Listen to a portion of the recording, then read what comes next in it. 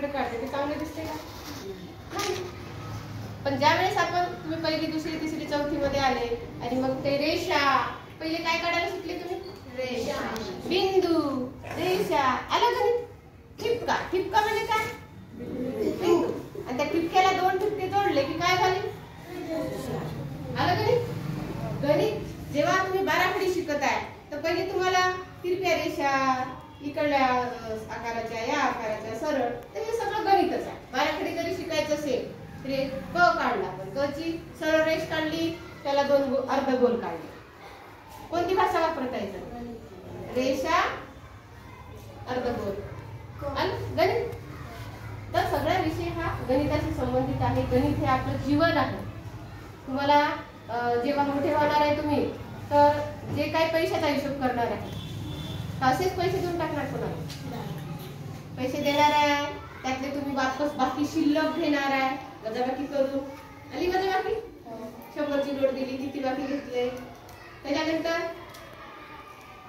तुम्ही काय व्यवसाय करत आहे, एवढ्याची वस्तू 100ची आणली, 120ला विकली, किती नफा झाला? नफा तोटा कशाशी संबंधित आहे? तर आपलं आयुष्य हे कधीही गणिताशिवाय पूर्ण नाही. आणि हा एक विचार यांच्या हे जे व्यक्ती होते अतिशय अलौकिक व्यक्ती की यांना स्वप्नात गणित दिसायचे. जे कवी असतात त्यांना कविता दिसतात स्वप्नामध्ये, आणि मग ते उठतात आणि पटापट कविता लिहून काढतात. ज्यांचं मन हे कवी आहे, मनाने हे मनानं गणितीय विषयात असे ते एकदम 100% त्याच्यात होते.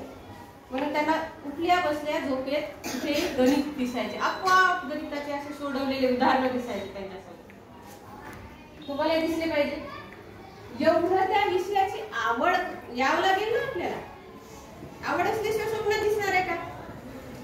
तुम्हाला जेव्हा ज्या गोष्टीची आवड असेल तेव्हा ते तुम्हाला स्वप्नात येतं. यांच्या स्वप्नात येत होतं म्हणजे यांना विशेष आवड होती त्या विषयाची.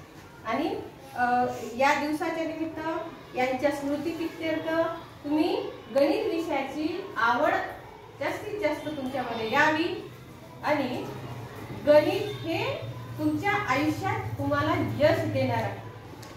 तेव्हा गणिताला सोडू नका. गणितासोबत कट्टी तर कधीच करू नका. गणिताची काय ठेवायची? दोस्ती, मैत्री. हाच एवढा एक संदेश माझा या स्थानावरून तुम्हाला सांगत आहे. आणि आता ज्यांनी साहित्य आपलं ठेवलेलं आहे ते तुमचा साहित्य